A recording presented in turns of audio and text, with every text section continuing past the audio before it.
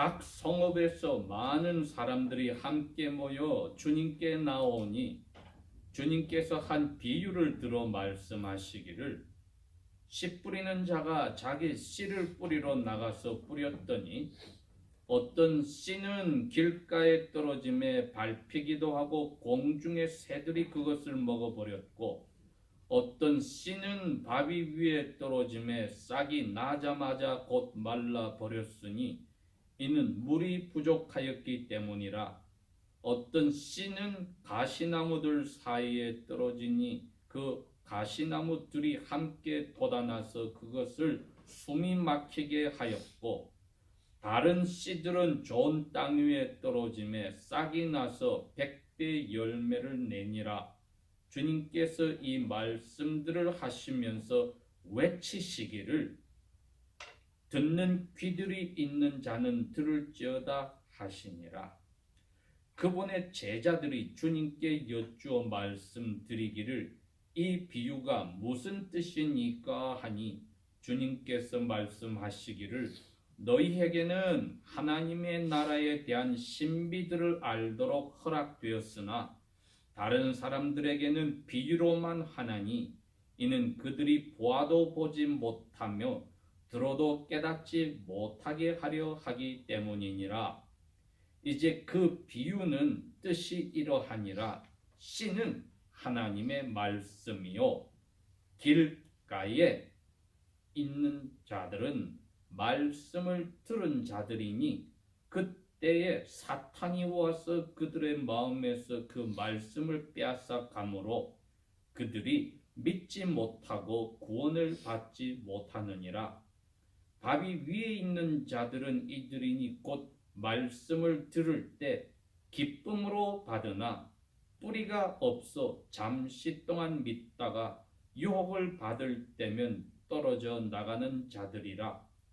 가시나무들 사이에 떨어진 자들은 이들이니 곧 말씀을 듣고 나아가다가 이 세상 생활의 염려와 재물과 쾌락으로 억눌려 완전함에 이르는 열매를 맺지 못하는 자들이라. 그러나 좋은 땅 위에 있는 자들은 이들이니 정직하고 선한 마음으로 그 말씀을 듣고 지키어 인내로 열매를 맺는 자들이니라.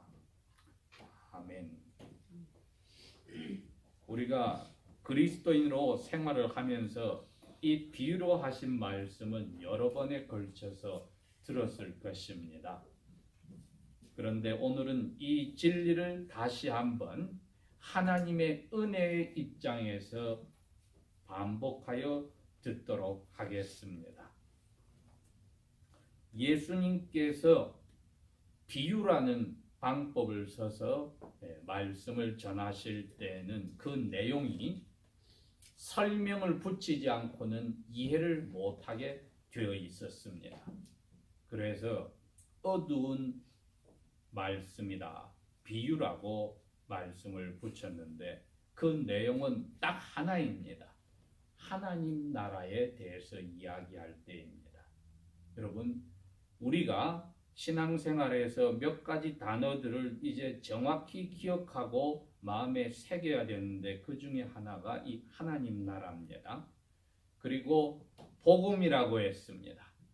복음은 예수님께서 사신 일생과 하신 일이 좋은 소식인데 예수님이 하신 일의 모든 중심에 한 말로 하라면 그게 하나님 나라입니다. 살아 계실 때도 하나님 나라에 대해서 오늘 이처럼 이야기하셨고 부활해서 살아나셨을 때도 자기 약 120명과 500명의 제자들과 있을 때도 하나님 나라에 대해서만 이야기했습니다. 하나님 나라는 하나님 아버지께서 자기 백성들의 영혼을 다스리는 곳입니다. 그들이 나중에 예수님이 이 세상에 오시면은 이 지구를 갱신 다시 바꾸어서 새하늘과 새 땅으로 만들어 타락하여 버려진 에덴 동산보다 더 아름다운, 그때는 동방의 에덴의 동쪽에 있는 자그마한 그 공원이 아니라 이 지구 전체와 지구를 싸고 있는 우주 전체가 새롭게 하나님의 나라의 영역에 다 들어가는 날이 옵니다.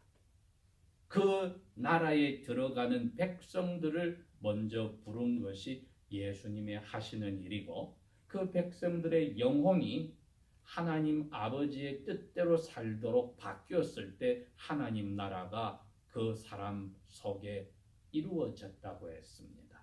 그게 이루어졌을 때 사람들의 영혼이, 마음이 억눌렸던 사람들이, 정신병 들었던 사람들이, 악한 영에 시달렸던 사람들이, 또 죄책 때문에 마음의 병이 육체의 병이 되었던 사람들이 다 그것이 사라지는 체험을 하게 되었습니다. 또 겉으로 오는 여러 가지 압력 때문에 마음이 찌든 분들이 사람 관계나 혹은 세상에 살 동안에 필요한 돈에 관계된 모든 것들이 마음을 힘들게 했으나 환경은 바뀌지 않았는데 하나님 나라가 마음에 들어와 하나님의 뜻대로 살기로 한 사람들은 생각이 바뀌어서 이제는 평화와 기쁨이 들어오게 되었습니다.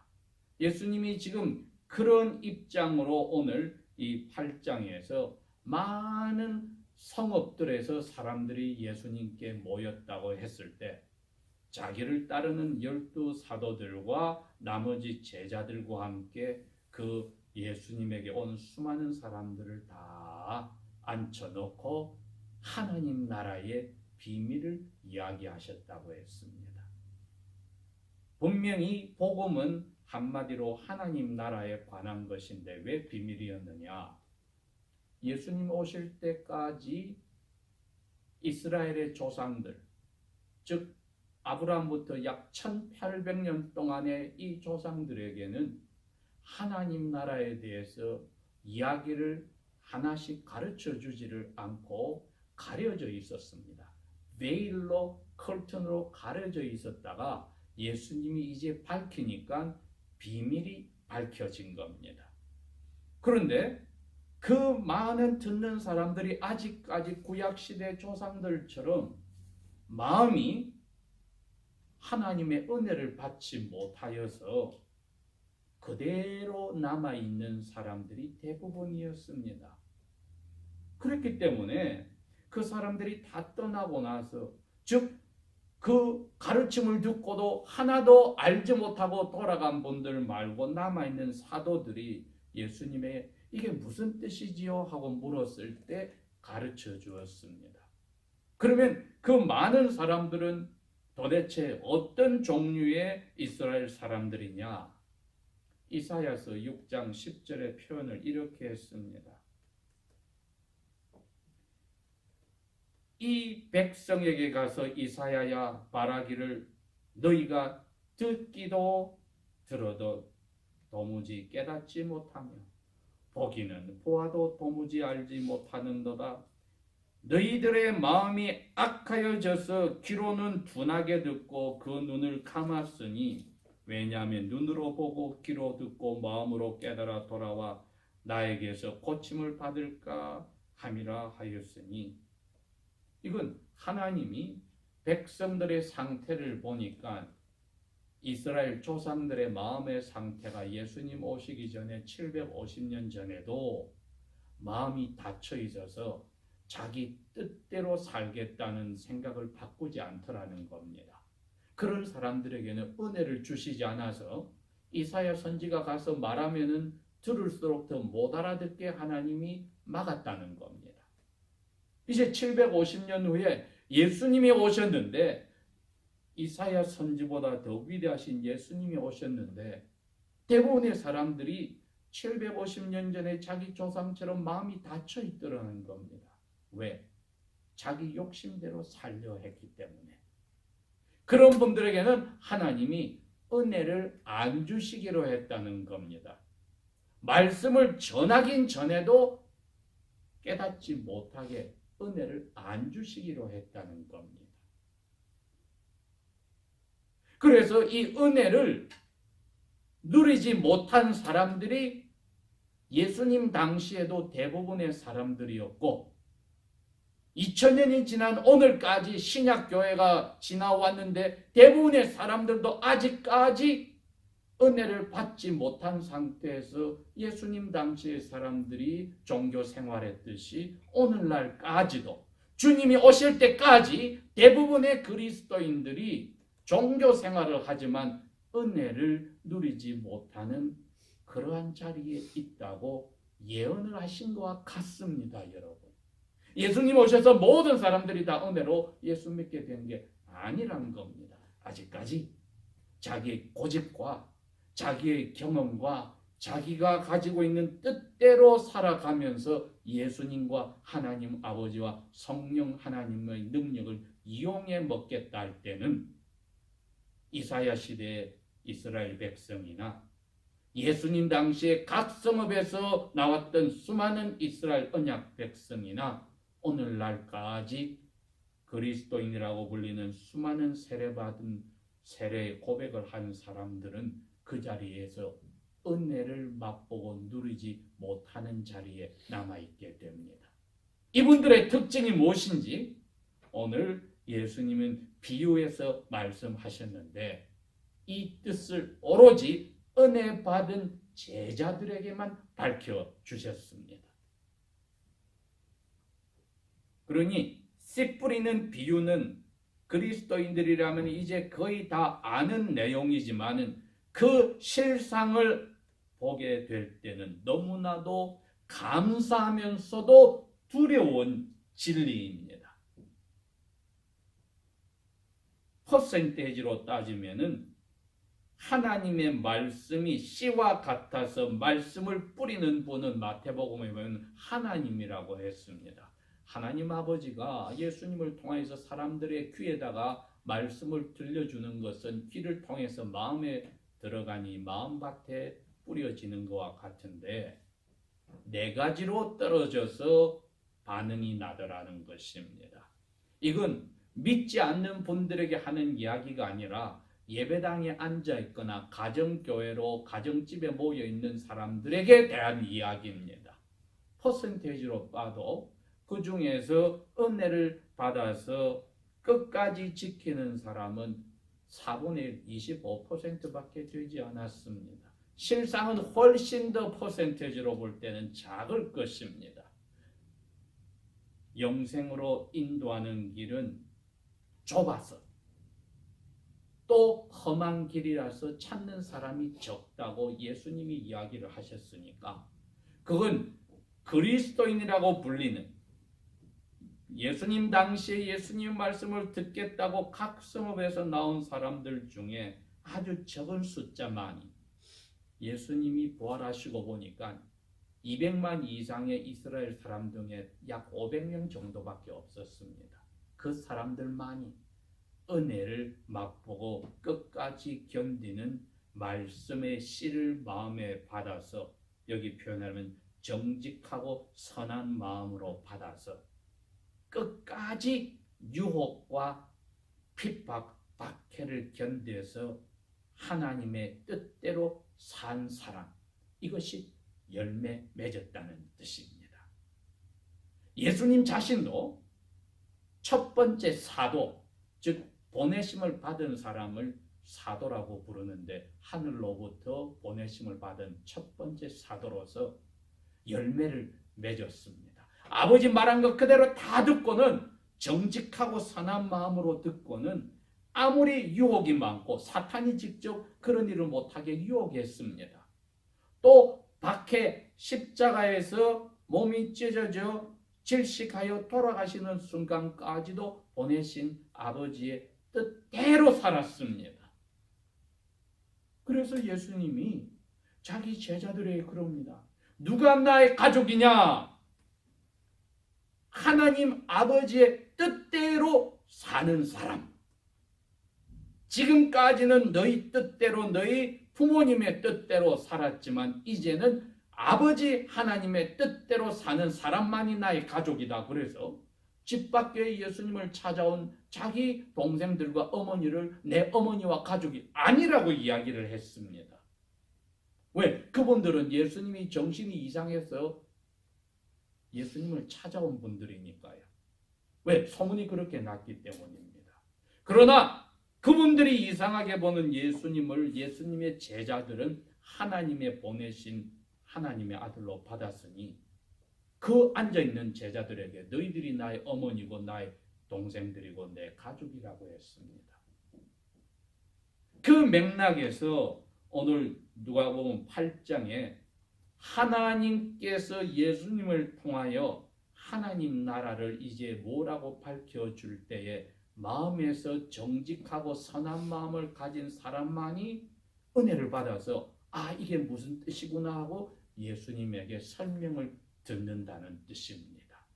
오늘 이 자리에 우리는 지금 다 이 설명을 성경을 통해서 예수님의 입으로 듣는 것과 같습니다.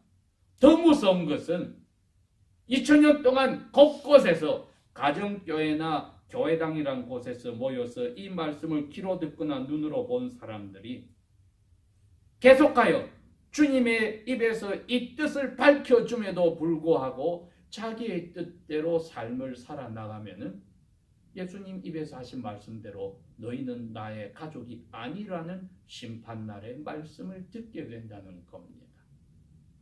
어떤 사람이 예수님께서 말씀하신 아버지의 뜻을 행하지 않는 열매를 맺지 못하는 믿는 자들, 오늘날 그리스도인들인가? 이 세 종류가 나와 있습니다. 첫 번째는 길가에 떨어진 말씀, 즉 마음속이 단단하여져서 말씀을 들으려고 예배당에 온 게 아니란 사람들입니다. 이거는 교제하고 침묵하고 인맥 쌓고 자기의 뭐가 있어서 예배당에 찾아온 사람들, 혹은 자기의 경험과 의지가 뚜렷하여서 하나님의 말씀이 자기의 마음 단단한데 들어올 자리가 없는 사람들입니다. 말씀을 전하는 목자로부터 선교하는 선교자까지도 이러한 마음을 가질 수 있다는 겁니다. 왜? 자기의 가진 생각으로 가득 찬 사람은 모든 것이 자기 중심으로 돌아가니 자기의 잣대로 주님의 말씀을 비판하는 자리에 있는 사람도 이 마음을 가진 사람입니다. 이런 사람에게는 말씀이 들어와도 사탄이 옆에 앉아서 그 말씀을 빼버리더라는 거지요. 그러니 종교 생활을 아무리 열심히 하더라도 목자 생활을 하고 선교사 생활을 하고 교회에서 직분을 가지고 봉사를 했다 할지라도 그 마음밭은 돌밭이라 사탄이 머무는 장소였습니다. 결과는 하나님의 뜻대로 사는 열매를 맺지 못하고 일찌감치 사라졌다. 두 번째는 돌밭들 위에 씨가 떨어졌는데 조그만 흙이 그 위에 있으니 일단 물이 있어서 나다가 해가 비치니까 뿌리가 내려가지 못하여 말라 죽었다. 예수님께서는 이러한 사람들을 표현하여서 조그만 어려운 일이 생기자마자 예수 믿는 것 좋아하고 기뻐하다가 어려운 일이 생기자마자 그 어려운 일이 유혹으로도 찾아오고 혹은 괴로운 일로도 찾아오는데 그 유혹에 견디지 못하여 그냥 떠나가 버리더라. 성경에서는 이러한 사람들을 아포스테이시라고 해서 등을 돌리는 배교자라고 하였습니다. 이분들을 위해서는 회개할 기도 자체가 없다고 했습니다. 결과는 당연히 꽃이 피우지도 못했으니 열매가 없었다. 즉 하나님의 뜻대로 살지 않는 자기 기분에 움직였던 일시적인 사람이었다. 세 번째 사람들에게는 가시나무들이 같이 있는 그 밑으로 씨가 떨어져서 모든 것이 충분하니까 나무가 자라고 꽃이 피고 했는데 가시덤불도 같이 자라서 막아버리니까 더 이상 자라서 열매 맺을 때까지 가지 못하였습니다. 대부분의 그리스도인들이 이 자리에 머물러서 스스로를 속이고 살고 있는 것입니다. 왜? 자기들의 마음에 깨달음이 있었어요. 또 말씀을 읽거나 들을 때 그렇지 하고 결심도 하였어요. 계획도 세워보았습니다. 이 말씀대로 하겠다고. 그런데 그 마음에 다른 세 가지가 들어오더라는 겁니다. 예수님께서 그렇게 말씀하셨어요. 이 사람들의 마음에 들어오는 것은 유혹이나 어려운 일이 들어오는데 그게 이 세상에 사는데 필요한 것이라고 머릿속에 생각하고 있는 것들이었습니다. 사도 요한은 요한일서 2장 16절 17절에 그 이야기를 했어요. 세상에 있는 것은 다 지나가. 그런데 세상에 있는 것을 사람들이 제일 중요하다고 생각하는 세계가 있으니 몸이 편하고 좋은 데로 가는 육신의 쾌락과 눈이 원하는 것 다 가지고 싶어하는 눈에 가지는 욕심과 보이거나 보이지 않는 것을 사람에게 의시되고 자랑하고 싶은 이 세 가지, 살아있을 때 자랑하고 싶은 이 세상의 자랑, 요 세 가지, 이거 사람들이 살 때 전부라고 하고 살고 있어. 여러분, 이게 이 세 번째 종류의 사람들 마음을 힘들게 한 겁니다. 계획을 짜고 말씀대로 살고 싶은데 가시덤불과 같은 것이 그 사람의 영혼을 꽉꽉 채우는 것이 어떻게 해서 이걸 해결하고 먹고 살지 걱정이 마음을 사로잡았습니다. 성경은 걱정은 감사로 기도로 하거라고 하는데 걱정으로 채웁니다. 이거는 가난한 사람만 걱정하는 게 아닙니다. 사람 사이에서 인간관계도 걱정이 있고 자기 건강에도 걱정이 있고 미래에 대해서 미리 하는 걱정이 있고 재물이 많은 사람은 많은 대로 그것을 지키려는 걱정이 있고 없으면 없는 대로 걱정이 있고 그리고 재물 자체가 많은 부와 그리고 어떻게 살아있는 동안에 재미있게 즐겁게 내 몸 원하는 대로 살까 하는 것이 오늘날 같으면 눈을 돌리고 어디를 봐더라도 키로도 그런 것밖에 보이지 않고 들리지 않으니 이것이 은혜를 받았다고 하는 사람의 마음을 생각을 사로잡아 버려서 결국은 하나님 뜻대로 살겠다는 결심대로 못하게 열매가 맺히지 않았다는 겁니다. 그러는 순간 예수님은 너는 하나님의 은혜를 끝까지 지키지 못한 은혜 받지 않은 사람이라고. 내 뜻대로 너 결국 마음에 가득 찬 그것대로 끌려가서 그대로 산 사람. 하나님과 예수님과 성령님을 이용해서 너 그 원하는 것을 만족시키려 한 종교인밖에 되지 않았다고 합니다. 이러한 부류의 그리스도인들이 지난 2000년 동안의 대부분의 기독교의 숫자를 채우고 있었습니다.